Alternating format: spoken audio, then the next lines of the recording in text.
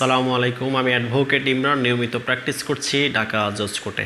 আজকে আলোচনার বিষয় হচ্ছে, যদি আপনার স্থাবর সম্পত্তি আপনার দখল থেকে আপনার আত্মীয় স্বজন বা পাড়া প্রতিবেশী অথবা মহল্লার কোনো নেতা যদি আপনার কাছ থেকে কেড়ে নেওয়ার জন্য হুমকি দামকি দেয় এবং অরাজ্যকতা সৃষ্টি করে, বা এরকম কোনো সিচুয়েশন তৈরি হয় যে আপনার কাছ থেকে যেভাবেই হোক তারা ছিনিয়ে নিয়ে যাবে, এরকম সিচুয়েশন তৈরি হলে বা মারামারির একটা অবস্থা তৈরি হলে আপনি কী ধরনের পদক্ষেপ নেবেন সেই নিয়ে আমি বিস্তারিত এই ভিডিওর মাধ্যমে আলোচনা করছি। প্রিয় দর্শক, যদি আমার এই ভিডিওটি ভালো লেগে থাকে এবং এই চ্যানেল থেকে আপনি নিত্য নতুন ভিডিও পেতে চান, তাহলে অবশ্যই চ্যানেলটি সাবস্ক্রাইব করে সাথে থাকা বেল আইকনটি অন করে দিবেন।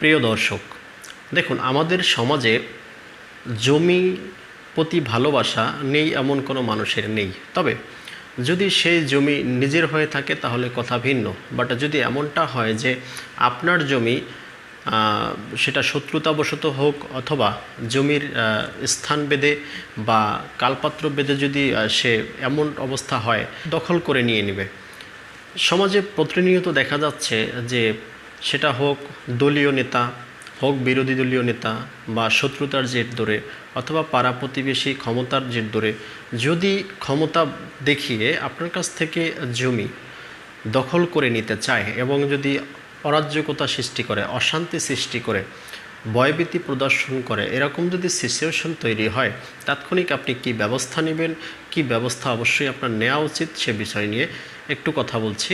তার আগে অবশ্যই বলে রাখি, আমার চ্যানেলটি সাবস্ক্রাইব করে সাথে থাকা বেল আইকনটি অন করে দিবেন। যদি ভালো লাগে একটি লাইক করতে পারেন, শেয়ার করতে পারেন, আপনার মতামত কমেন্ট করে জানাতে পারেন।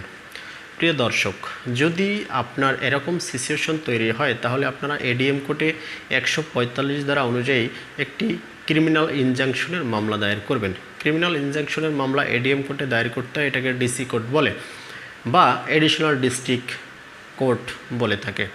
তো এডিএম কোর্টে আপনি যদি মামলাটা দায়ের করেন, এডিএম কোর্টে মামলা দায়ের করার পরে এডিএম কোর্ট দেখবে যে এই মামলাটা দায়ের করে আমলে নেবে।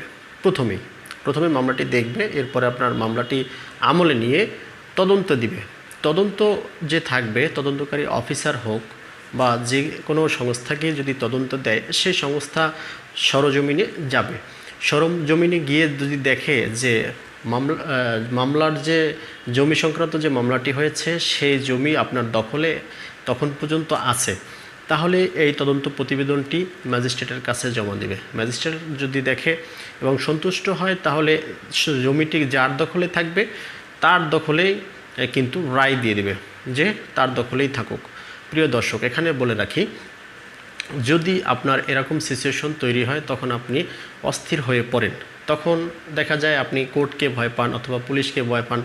তো দেখা যায় আপনি এরকম ভয়ের কারণে চেয়ারম্যান অথবা গণ্যমান্য ব্যক্তিবর্গ নিয়ে কিন্তু একটি সালিশ ডাকেন, বা এরকম এক বা একাধিক সালিশ ডেকে যদি মীমাংসা হয় না, এতে করে দেখা যায় যে একটা সময় চলে যায়। যদি সময়টা আপনাকে যে হুমকি দামকি দিয়েছে বা যেদিন আপনার জমিটা দখল করে নিবে বা নেওয়ার কথা বলেছে, এদিন থেকে যদি 2-3 মাস ওভার হয়ে যায়, বা যদি এরকম সিচুয়েশন তৈরি হওয়ার পরে আপনার 2-3 মাস ওভার হয়ে যায়, সেই ক্ষেত্রে কিন্তু আপনার এই মামলাটির সময়টি চলে যেতে পারে। এমন হতে পারে আপনার যে দখল চলে গেল, পরবর্তীতে আপনি গিয়ে এই মামলাটি দায়ের করলেন, তাহলে কিন্তু আপনার বিপক্ষে চলে যেতে পারে। সুতরাং আপনার যদি এরকম সিচুয়েশন হয়, প্রথমেই কাজ হবে একটি থানায় যোগাযোগ করা।